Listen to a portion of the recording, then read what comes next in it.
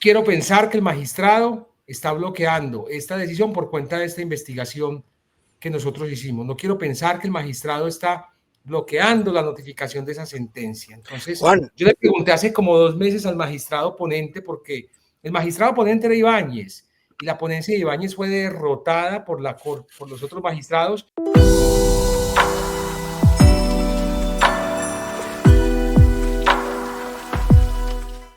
hola, bienvenidos a Somos Historias, el programa semanal de Casa Macondo, en el que contamos las historias que están detrás de nuestros relatos y contenidos. Juan, ¿cómo estás? Bien, José, ¿vos cómo vas?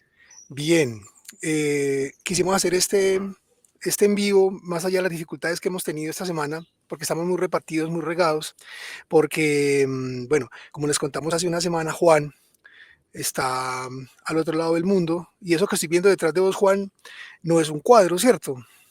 No, son las Torres Petrona, en Kuala Lumpur, Malasia.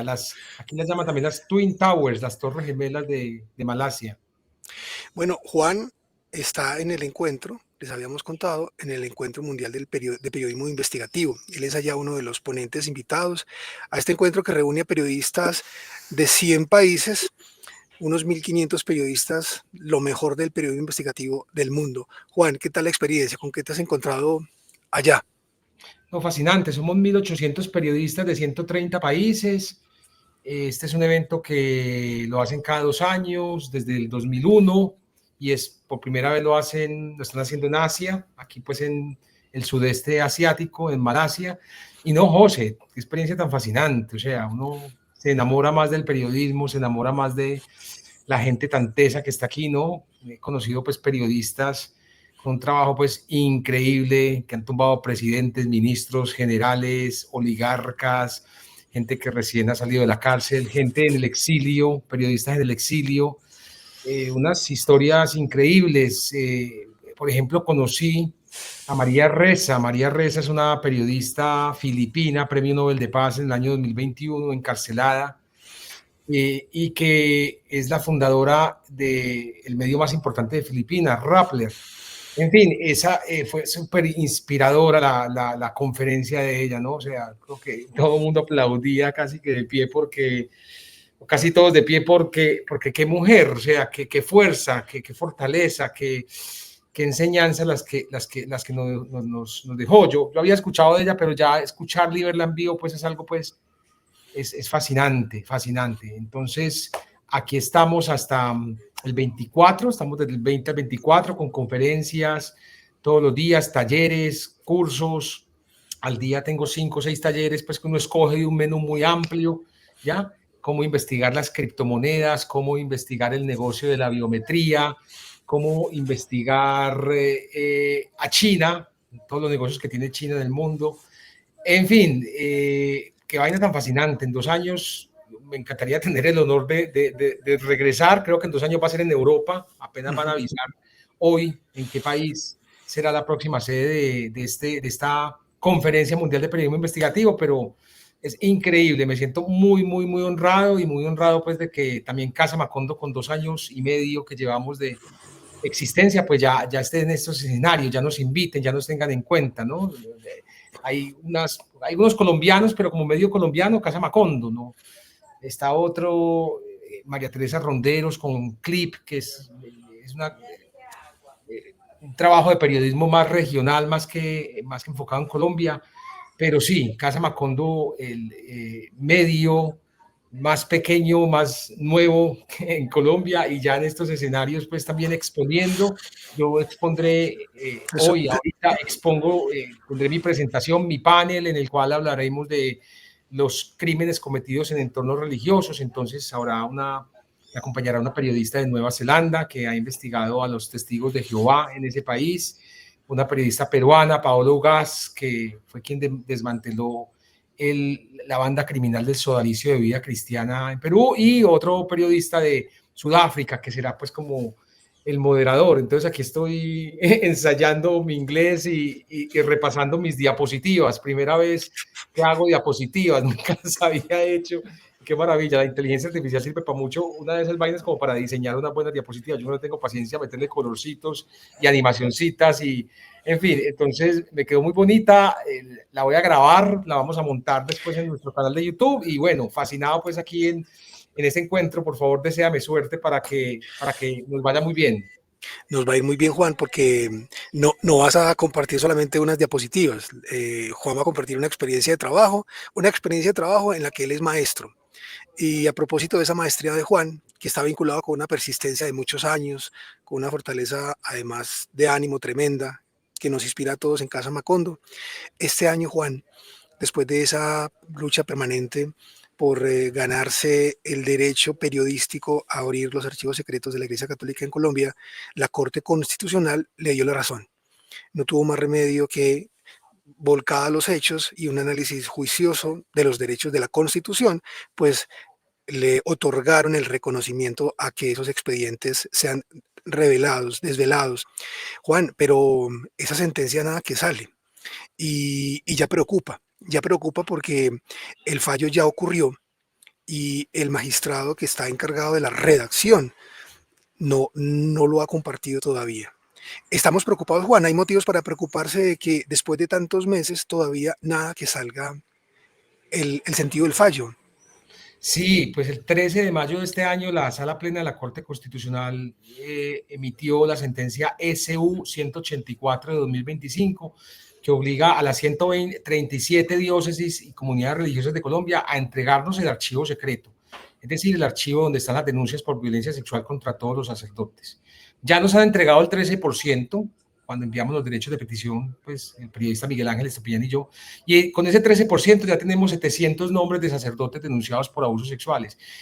Lo que ha hecho la Corte es darnos el acceso al 87% restante. Estamos hablando que van a ser entre 4.000 y 5.000 curas de 10.000 que hay en Colombia. O sea, no son manzanas podridas ni casos aislados.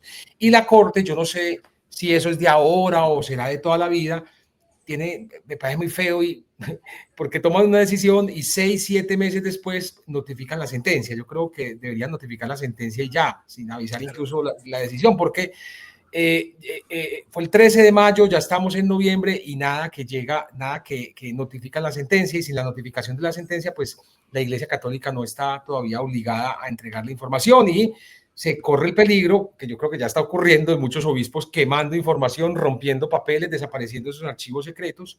Entonces sí estamos un poco preocupados y yo aquí lo digo pues con mucha claridad, José, yo no quiero pensar que el magistrado Jorge Enrique Ibáñez Najar, presidente de la Corte Constitucional, no quiero pensar que él está bloqueando esa notificación, porque él es el presidente de la Corte y todas esas sentencias llegan y pasan por su oficina. Él se opuso, él defendió a la Iglesia Católica, se opuso a que nos entregaran los archivos secretos. Y repito, no quiero pensar que por cuenta de las investigaciones que hemos hecho al magistrado, en las cuales demostramos que por más de 40 años ha negado un hijo y no solo lo negó, sino que falsamente acusó a la mamá de ese muchacho de que lo drogó y lo violó.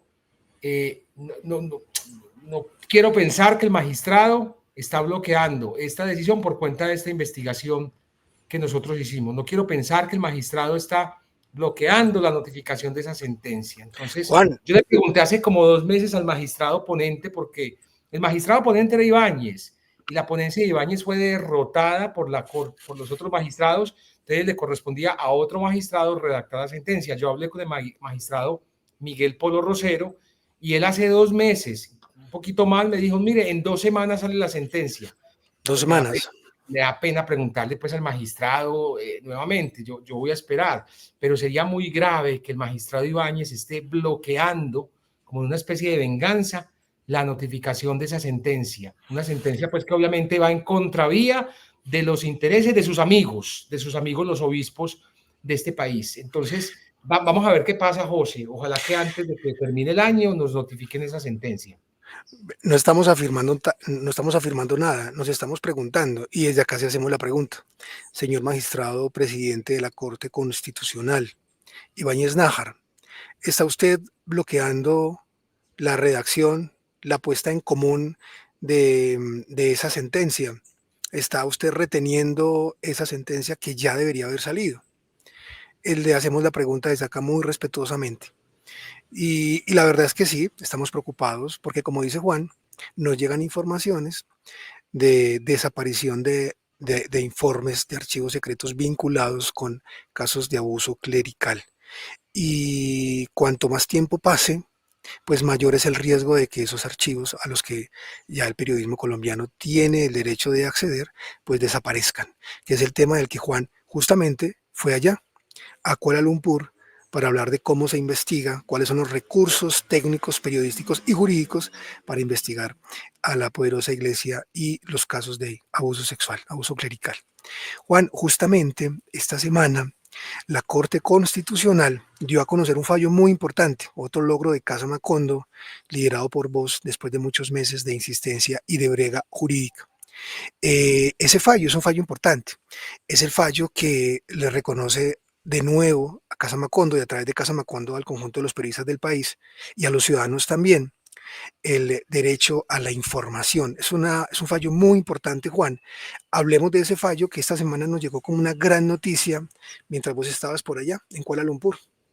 Pues fíjate, José, que en otro litigio que emprendimos aquí en Casa Macondo, pues le preguntamos a la Corte Suprema de Justicia, o le solicitamos a la Corte Suprema de Justicia desde el año pasado, desde febrero de 2024, le preguntamos o le pedimos a los magistrados que nos entregaran sus hojas de vida con soporte, sus declaraciones de renta, de conflictos de intereses y de bienes. La Corte Suprema se negó a entregar esa información, interpuso una tutela contra la Corte Suprema, llega a la Corte Suprema porque es la más alta instancia de la jurisdicción ordinaria.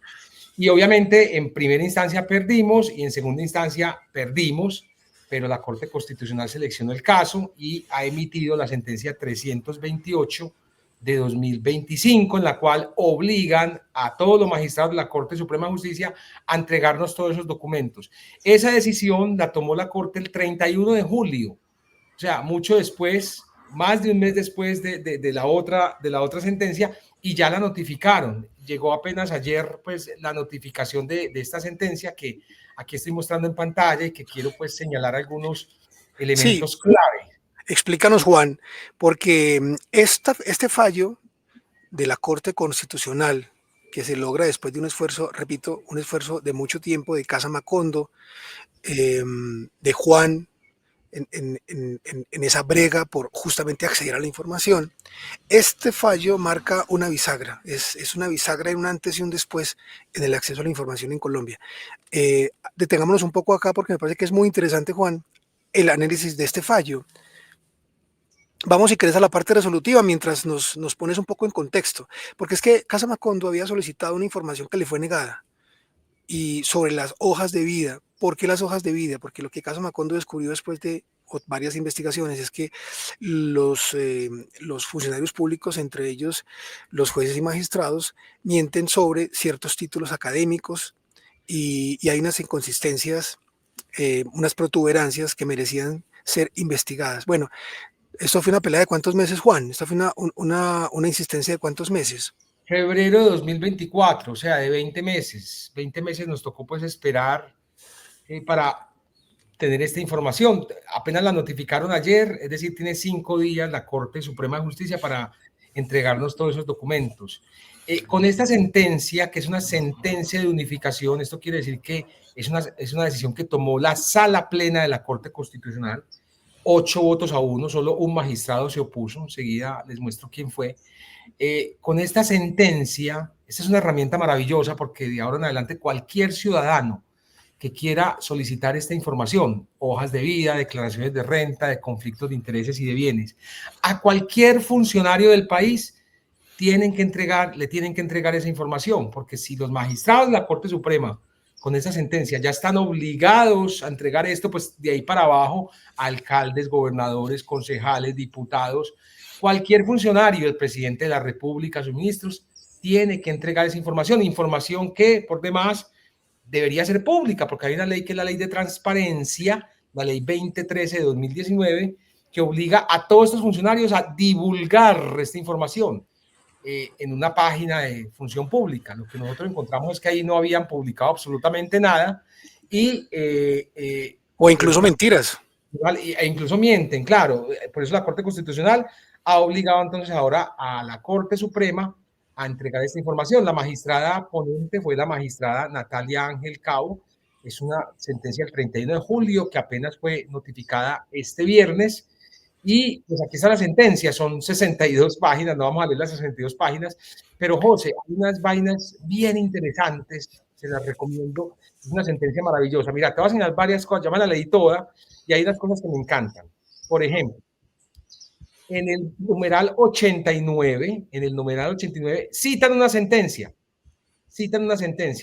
y adivina qué, ya te voy a mostrar el 89, por acá vamos bajando. Citan la sentencia 454 de 2024. Dice, un ejemplo de este tipo de análisis se hizo en la sentencia T454 de 2024, en la que la Corte resolvió el caso de un periodista a quien una universidad privada le había negado el acceso a la información profesional y académica de uno de sus alumnos, quien se desempeñaba como funcionario público, pues era rector de una institución educativa estatal. Pues el autor de esta sentencia, o quien logró esta sentencia, es nuestro director Christopher Tibor. Claro.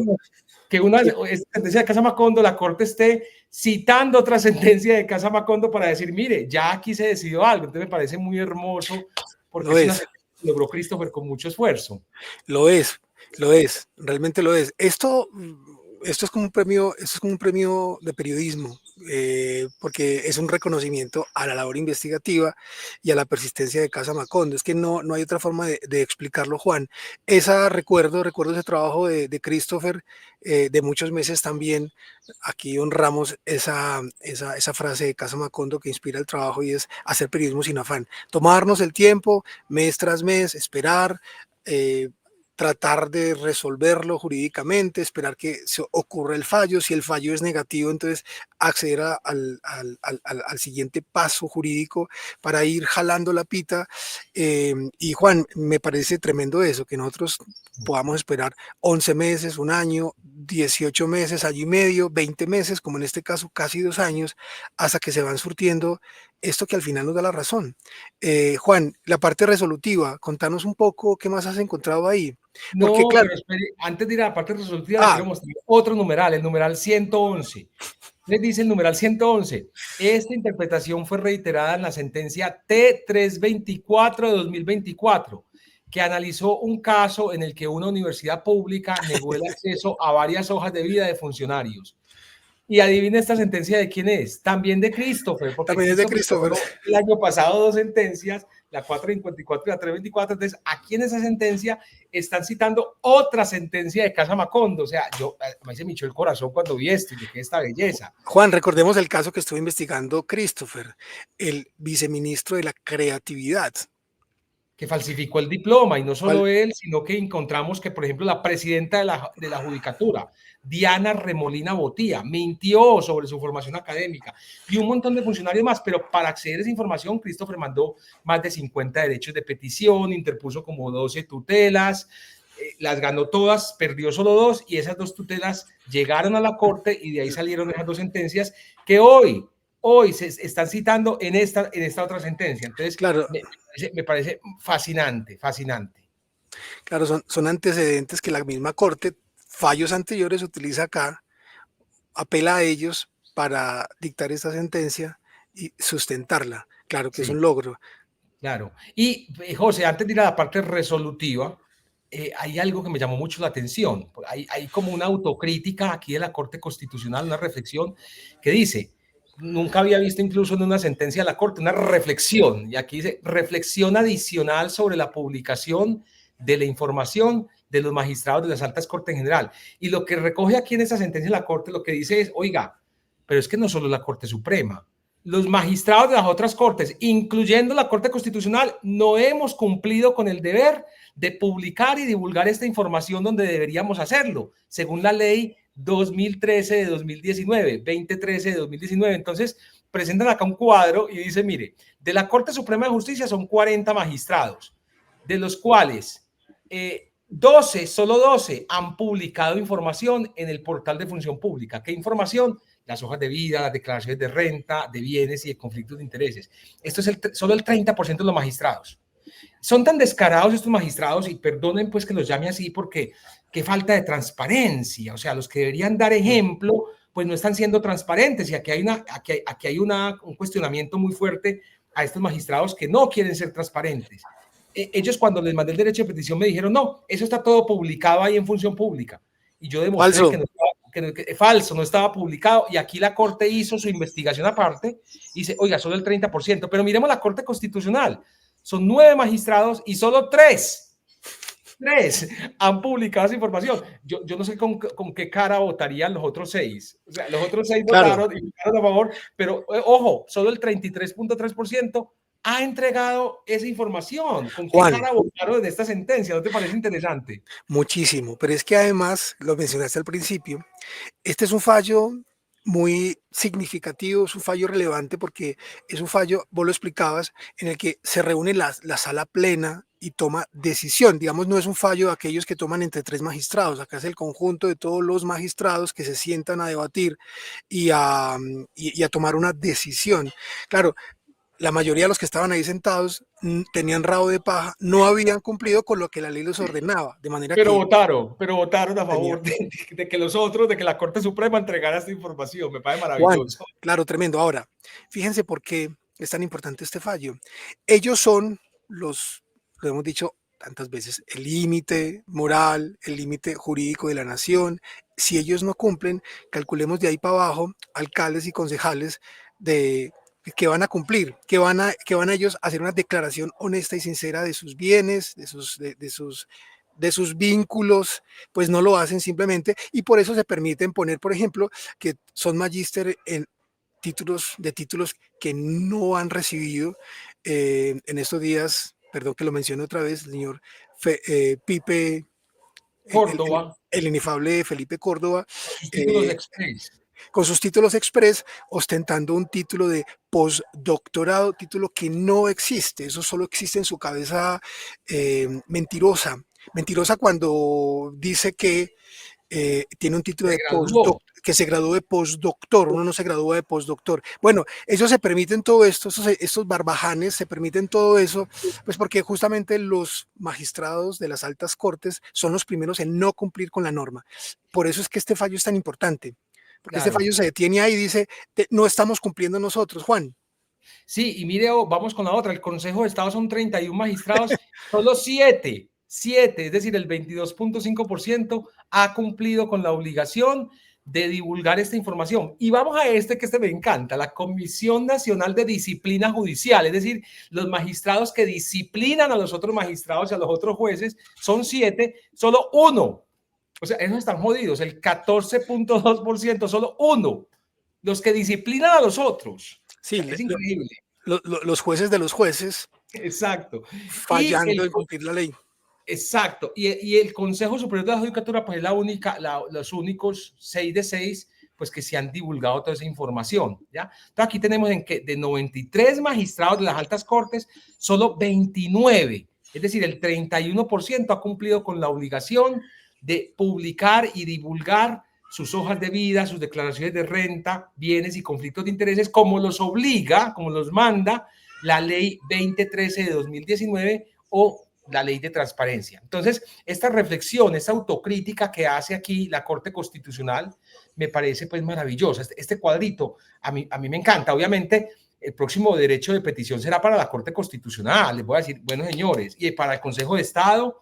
El Consejo de Estado, Christopher, también mandó el derecho de petición y tampoco le quisieron entregar. E interpuso tutela y la perdió en las 2 instancias porque les correspondía a ellos decidir. Ahora con esta sentencia ya están en la obligación de entregarnos toda esa información, así que vamos a investigar a todos los magistrados, no solo esta información, hojas de vida, declaraciones de renta, conflictos de intereses y bienes, sino también todas sus propiedades. Sí, Sí, la siguiente temporada de la monopolítica, en un trabajo de investigación de muchos meses en los que le pasamos la lupa a las propiedades de los ex presidentes y ex vicepresidentes. Bueno, Monopolítica 2 va a ser justamente revisar las propiedades de los señores magistrados, porque muchos se han hecho ricos, muchos, bueno, no sé si muchos, pero es lo que uno sospecha y lamenta, se han enriquecido de cuenta de ostentar esos cargos donde dictan sentencia. Unas sentencias que a veces benefician a sus bolsillos. Sí. Tenemos ejemplos de eso. Bueno, Juan. Sí, el numeral 154, José, ya con esto vamos terminando, pues el análisis de la sentencia, dice, la Corte considera necesario llamar la atención sobre la gravedad de esta situación. El hecho de que la ciudadanía solo pueda acceder a la información pública actualizada de naturaleza laboral, profesional y académica de menos de la mitad de los magistrados titulares de todas las altas cortes, evidencia que los mecanismos de transparencia previstos en la normativa colombiana no se han implementado de manera adecuada en los aplicativos dispuestos para ello. Es decir, oiga, nosotros los magistrados, está diciendo la Corte, no somos transparentes. Y dice aquí esa sentencia, incluso quienes integramos esta corporación, es decir, la Corte Constitucional, debemos contribuir activamente a que esta situación se supere. Como se señaló en las consideraciones de esta sentencia, el acceso a esta información constituye una herramienta fundamental para prevenir escenarios de corrupción y garantizar el ejercicio íntegro de la función pública. Es decir, oiga, aquí hubo un cartel de la toga y yo honestamente creo que ese cartel de la toga no ha desaparecido. No, no investigamos lo suficiente a los magistrados, José. No, por supuesto. Magistrados que vendían por cientos de millones de pesos el solo reparto, es decir, a qué juez le va a tocar investigar qué cosa para fallar. Solo ese reparto valía un montón de dinero, cientos de millones de pesos. Entonces, claro, internamente se dice, no, ya tengo conversado con fulano para que le toque. Se supone que el reparto es un ejercicio a ciegas para que nadie sepa a qué juez le va a tocar cierto caso. Bueno, aquí se direccionaba en ese reparto para asegurarse que fuera el magistrado amigo el que fallara. Y claro, esos favores se pagan y se pagan con mucho dinero. Por eso es que es tan importante que estos señores, el límite moral de la nación, pongan en claro sobre la mesa cuáles son sus vínculos económicos, financieros, académicos y donde ellos tienen lugares donde temas sobre los que no podrían fallar porque tienen conflicto de intereses. Ellos se cuidan mucho de eso porque eso restringe mucho su lugar de incidencia jurídica. Les va a tocar y es maravilloso que Casa Macondo haya logrado esto a fuerza de ejercer su labor periodística. Es realmente un logro muy hermoso y es precioso que estemos hablando de esto justo cuando Juan tiene a sus espaldas las famosas torres gemelas de Kuala Lumpur, porque las Petronas. Las Petronas, allá le llaman las torres gemelas, ¿no? Sí, de Twin Towers les llaman acá, pero claro, son las Petronas. Eso es un país petrolero, además. Sí, un país, de ahí está toda esa cantidad, esa enorme cantidad de plata que tienen. Bueno, Juan está ya hablando de periodismo investigativo y es maravilloso que estando allá, en este contexto, salga este fallo, que lo celebramos felizmente. Tendremos que dedicarle a esto, Juan, a ese fallo, una nota explicativa, una nota periodística, porque merece mucho la pena que nosotros contemos esto. Porque es que además es una herramienta que ya no solamente se extiende al ejercicio periodístico, sino al ejercicio de control ciudadano, que tanta falta hace en este país de míseros. Juan. Aquí termino con esto, José, el último numeral. La Corte aprovecha esta oportunidad para hacerles un llamado a los magistrados titulares de las altas cortes para que, si aún no lo han hecho, remitan y mantengan actualizada la información pues que ya les he dicho, las hojas de vida, declaraciones de renta, bienes y conflictos de intereses. Y termina diciendo pues que esta información es esencial para fortalecer el ejercicio de la función judicial, la rendición de cuentas y la democracia en nuestro país. Entonces aquí ya viene la decisión. La decisión es que revocan la sentencia de la Corte Suprema, en la cual increíblemente ellos mismos se estaban protegiendo. Y claro, en segundo lugar, dice la Corte, se le ordena a la Corte Suprema de Justicia que en el lapso de 5 días, es decir, yo creo que de aquí al viernes me tienen que estar entregando esta información, disponga la entrega de la información solicitada por el señor Juan Pablo Barrientos, aquí su servidor, en el derecho de petición presentado el día 9 de febrero de 2024, conforme a lo señalado de esta providencia. A mí me encanta, José, porque es como David contra Goliat. O sea, yo no soy abogado, y pues ni en Casa Macondo es abogado, pues nos enfrentamos a la corte más alta de este país, la Corte Suprema, la corte más alta en lo contencioso, claro, en la justicia ordinaria, ya, y les ganamos, le ganamos a la Corte Suprema de Justicia. Entonces me parece pues Juan, también le ordenan al Departamento de la Función Pública, que, oiga, señores, ustedes tienen que estar pendientes de revisar si los magistrados están montando esa información o no, no se pueden lavar las manos. Y también Claro.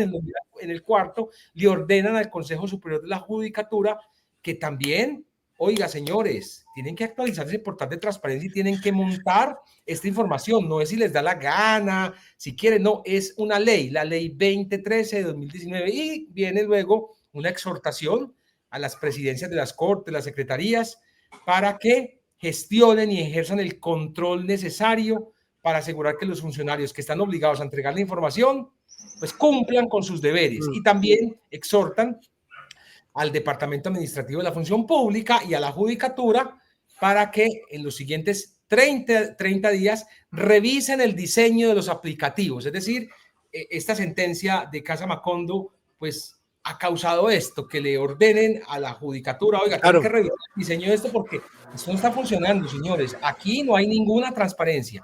Y ya finalmente pues firman los magistrados, el señor Ibáñez Najar, presidente, la magistrada ponente Natalia Ángel, el magistrado doctor Alfonso Carvajal Londoño, que llegó hace poco a la Corte, Juan Carlos Cortés González, me llama mucho la atención su firma, es un montón de maravilloso, no sé.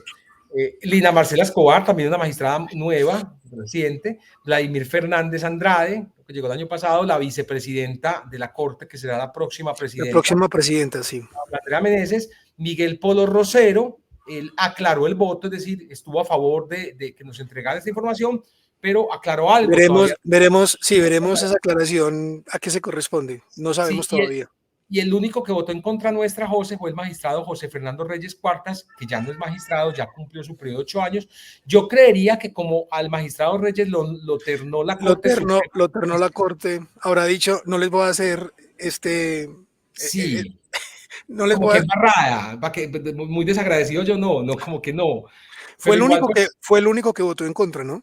Sí, fue el único. De resto, pues fueron 8 votos a favor. Juan, tremendo que tenga la Corte Constitucional, tenga que fallar para que se cumpla una ley que ya de hecho existe. Porque no la estaban cumpliendo quienes velan por el cumplimiento de la ley. Pero bueno, es el país en el que vivimos. Casa Macondo no se llama Casa Macondo por nada, ¿no? Sí, señor, así es. Entonces, bueno, ahí les dejamos la sentencia 328 de 2025 para que ciudadanos, esto no solo para periodistas, sí, de acuerdo, manden derechos de petición, soliciten esta información a sus concejales, a sus diputados, a sus alcaldes, gobernadores, a todos los funcionarios, ¿ya? Y si encuentran algo, compartan eso con nosotros para pues también hacerle seguimiento, pero aquí esta es una herramienta para toda la ciudadanía. Es fascinante. Sentencia 328 de 2025, que no se les olvide. Así es. Y ahora tienen que cuidarse mucho, porque claro, tienen que montar esa información y no pueden mentir, porque eso ya constituye un delito. Y ahí está Casa Macondo. Estos eran solares donde no se metía el periodismo. Esto eran grandes extensiones por allá atrás de los altos tribunales, eso enmalezado, con ratas, con alimañas, donde no se metía nadie a revisar. Bueno, Casa Macondo se ha metido ahí y ha encontrado lo que ha encontrado. Y todo esto es un logro. Yo sí creo que es un logro tremendo. Así que estamos muy contentos. Les queríamos compartir esto justo en este escenario. Sí, Juan. No, y lo último, mire, es que Casa Macondo lleva 2 años y medio y es el único medio de comunicación en Colombia, ni siquiera los tradicionales, que ha logrado 4 sentencias de la Corte Constitucional. Christopher Tibol logró 2, la 324 y la 454, que obligan a los funcionarios a entregar sus hojas de vida, a las universidades, perdón, sí, verificar si una persona se graduó o si no se graduó. Entonces, 2 sentencias de Christopher y 2 sentencias que logré, pues, a mi nombre, una con Miguel Ángel Estupiñán, que es la sentencia 184 de 2025, que no ha sido notificada, y ahora esta sentencia, la 328 de 2025. 4 sentencias de la Corte Constitucional. Sentamos un precedente, 4 precedentes constitucionales. Eso ningún medio lo ha logrado en Colombia, y qué pena pues chicanearlo, pero pues, y esto lo hacemos sin plata. Aquí pensará la gente, no, esto tiene un equipo de abogados, un bufete de abogados. El bufete de abogados. Sin nada, somos nosotros solos remando y remando, por lo cual pues yo chicareo eso y sí me siento muy, muy, muy, muy, muy orgulloso de lo que hemos logrado aquí en Casa Macondo con 4 sentencias de la Corte Constitucional. Sin equipo jurídico, más que vos a la cabeza y nosotros ahí sumando el hombro, haciendo, replicando y no perdiendo el entusiasmo, que no es fácil. Pero ahí vamos, y lo queríamos, insisto, hacerlo estando vos allá en el Encuentro Mundial de Periodismo Investigativo, a unas pocas horas de que vos allá contés cómo has hecho en Colombia, cómo se hace para investigar a la Iglesia Católica y a sus jerarquías.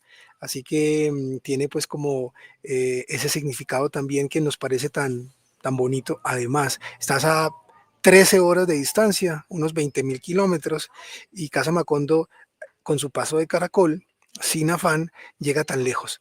Juan, sé que tienes otros compromisos justamente allá vinculados con tu participación en el Encuentro Mundial de Periodismo Investigativo, así que no nos vamos a alargar mucho. Esta semana tenemos un montón de contenidos en Casa Macondo y eso nos alegra mucho.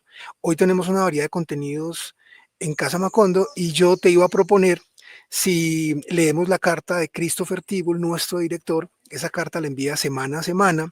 Yo la voy a leer, Juan, si te parece. Yo la tengo acá, el boletín 114, que es el que manda a Christopher, repito, cada semana a quienes se han inscrito para recibirlo y ahí les cuentan cuáles son los contenidos que llevamos. Sí, ese es el newsletter o boletín para que se suscriban, entran a casamacondo.co, ahí dice newsletter. Y fíjate, José, que a diferencia, muchos medios tienen newsletter o boletín, hechos con inteligencia artificial. No, Este boletín es redactado y bellamente escrito por Christopher, juiciosamente, es una cosa bella. A mí me encanta los domingos levantarme y leerlo porque es muy, muy bellamente escrito, donde pues contamos, pues, Christopher, pero no hay claro. inteligencia artificial, aquí hay No, de y escritor, no, es hermoso. sí, acá tenemos un oficio de la escritura, entendemos el periodismo de manera artesanal, nos gusta lo artesanal vinculado al periodismo. Por supuesto que hay herramientas de inteligencia artificial, por ejemplo, vinculadas con ciertos ejercicios individuales. Uno no puede negar eso en términos de verificación, unas primeras... cuando uno googlea, uno está apelando a la inteligencia artificial. Cuando uno comienza para sustentar un dato, una cifra, cuando uno rastrea eso, está haciendo uso de inteligencia artificial.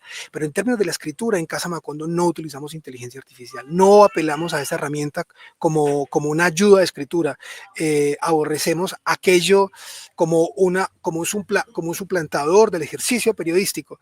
Y un buen ejemplo de eso es justamente, lo decía Juan, esta carta que manda Christopher semana a semana. Él se sienta, habla con cada uno de nosotros sobre qué es lo que llevamos, cómo fue que terminó el texto, por dónde discurrió esa primera idea de texto que teníamos. Él hace la lectura de los textos también. Todo el tiempo estamos conversando y hablando. Y bueno, él va decantando hasta lograr esto, que usualmente lo termina los días viernes para que ustedes lo reciban los días domingo. Hoy lo vamos a leer porque, repito, tenemos una enorme cantidad de contenidos hoy, lo que nos alegra mucho. Tenemos la mesa llena y los queremos invitar para que ustedes se sirvan. Vayan a casamacondo.co y lean estos contenidos. Querida audiencia, dice Christopher, esta semana quisimos salir de nuestro cascarón colombiano para dar algunas vueltas por el continente.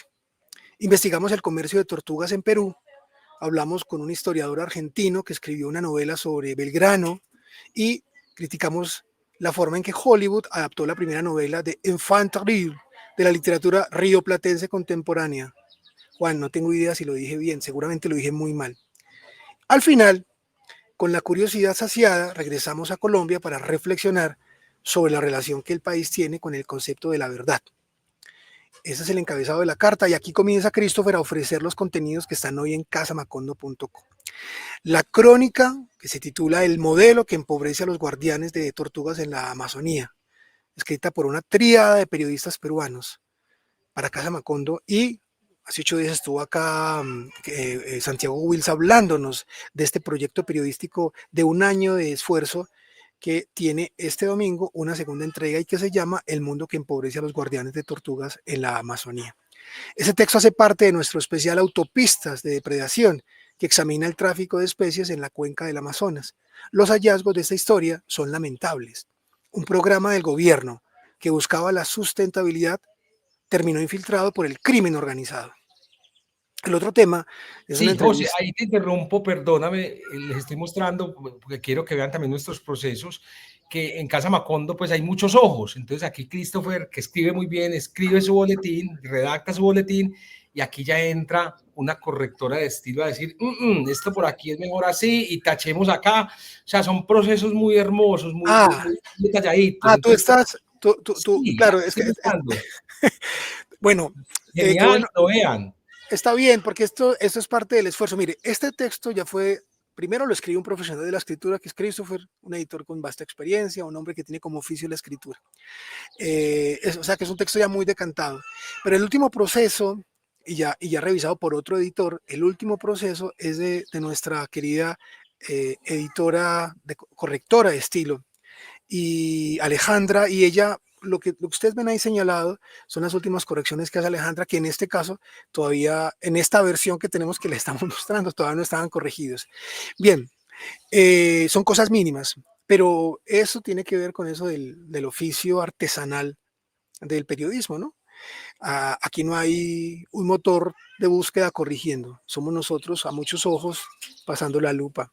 El segundo texto que nos propone lectura nuestro director Christopher es la entrevista que le hizo Pacho Escobar a Felipe Pigna. Se llama Conspiraciones, Barcos y Banderas en su salto a la novela histórica. En ese texto se centra el más reciente libro del escritor argentino, y la pregunta que se plantea Pacho al entrevistarlo es: ¿qué lleva a un erudito de la historia a meterse por primera vez en el zarzo de la ficción? ¿Qué buscaba y qué encontró en ese sendero que siempre había ignorado? Este es un historiador que se ha hecho muy famoso en redes sociales por acercar los hechos históricos a un relato más comprensible, más cercano e incluso más emotivo de la historia. Bien, y un tercer texto es la crítica Mátame Amor, llega al cine y colapsa, firmada por quien les escribe esta carta, por Christopher. Hace un intento por entender por qué fracasó la adaptación al cine de la ópera prima de Ariana Hartwich. Tampoco sé si lo pronuncié bien. La respuesta, o parte de ella, se halla en la siguiente consideración. La novela de la autora argentina se centra en el monólogo interno de una mujer deprimida, y los guionistas no supieron llevar esa mirada a la pantalla grande. Es otro de las ventanas por las que nos gusta ver la realidad en Casa Macondo, y es la crítica al cine, la crítica cinéfila, que Christopher Tibble también practica porque lo hace muy bien además. Y el último texto que les ofrecemos en el día de hoy, que están ahí en casa, que están todos ahí en casamacondo.co, es una columna mía que se llama Las mentiras de la verdad absoluta, del cronista José Alejandro Castaño. Se puede leer como un ensayo de corte filosófico que se pregunta por la escasez de la verdad en un país como Colombia. Al hacer un paralelo con la extracción del oro, José reflexiona sobre cómo, para defender una pepita de verdad, la gente a menudo está dispuesta a tragarse una tonelada de mentiras. Hoy no vamos a leer la columna de José Alejandro, que es lo que hacemos a veces acá en este espacio. Los invitamos sí a que vayan a casamacondo.co, y si alguno de estos temas picó su curiosidad, pues lo lean. Ojalá sean todos, y que además lo compartan. Si llegaron hasta acá, dice Christopher, al final no se vayan sin visitar la Galería de Leo. Allí podrán apreciar su nueva obra, en la que se tomó la molestia de rediseñar el logo del Centro Democrático.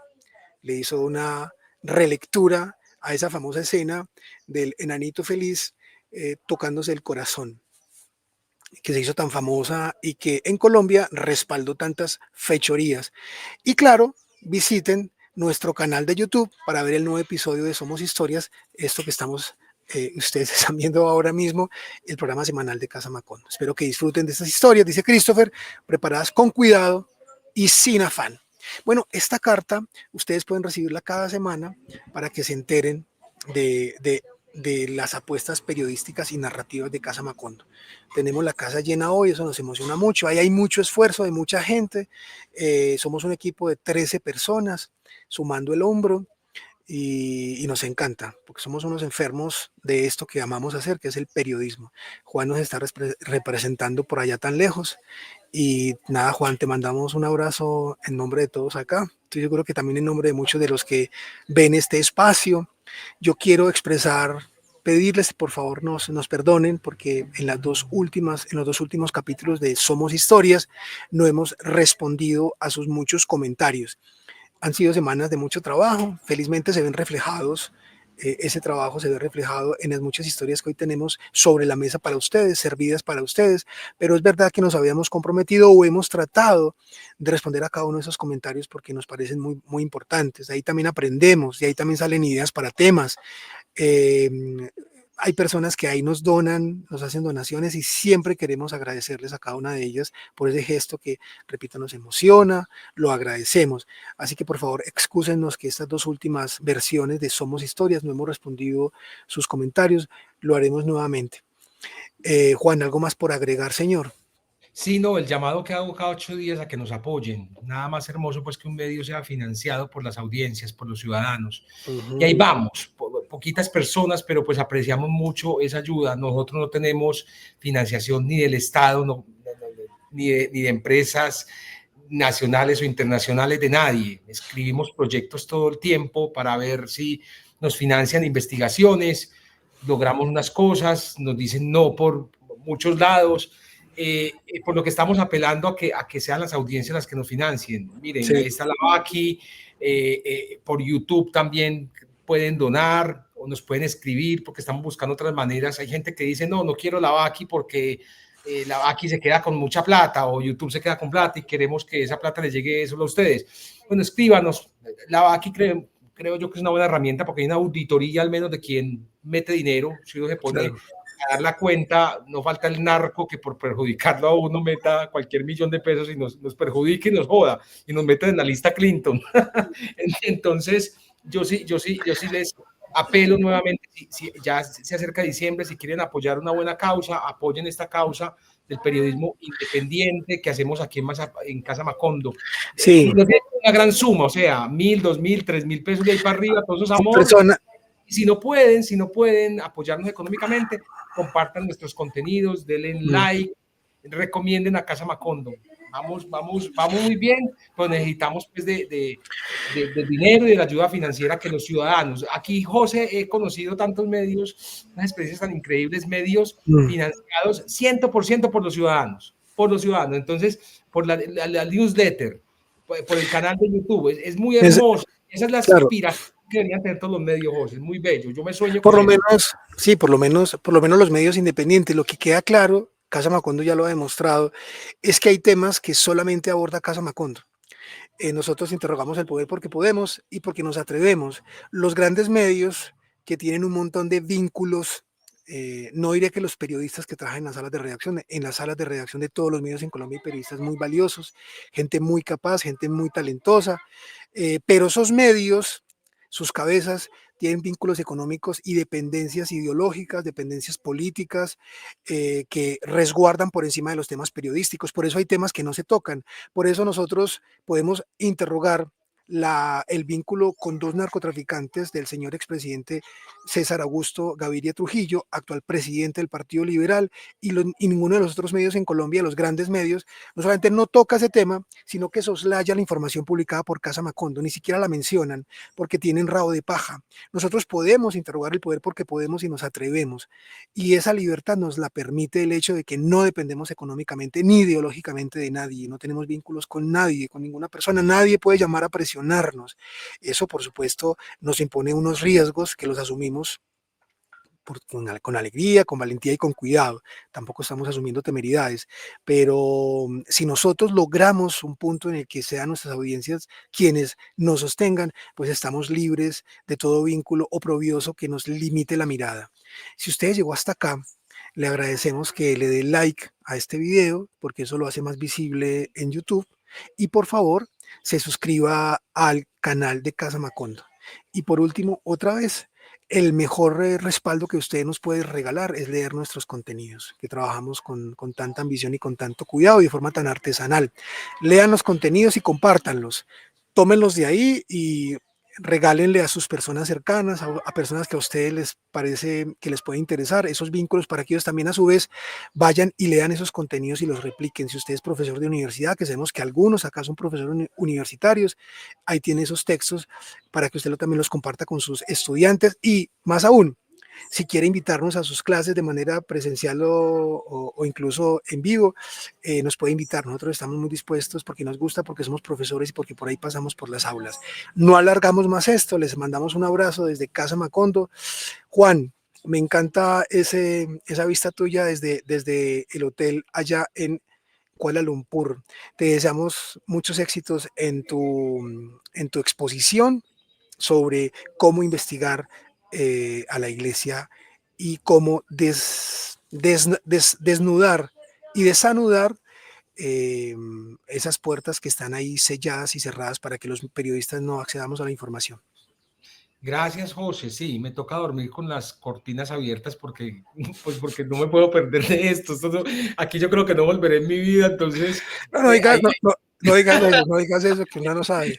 yo no bien montañero, yo duermo con ventanas abiertas para ver toda la noche hasta que me duerma las Petronas, las Torres Petronas, y cuando despierto lo primero que veo son las Petronas y yo no, ¿qué es esto? No, Bueno, me toca, pues, qué montañerada, pero pues hay que hacerlo. hermoso, y que estés allá solo porque haces bien tu trabajo. Eso lo hace todavía Gracias, más José. hermoso. Un abrazo, pues. A ustedes muchas gracias. Nos vemos en una semana en otro Somos Historias. Chao, pues. Chao, José. Chao a todos.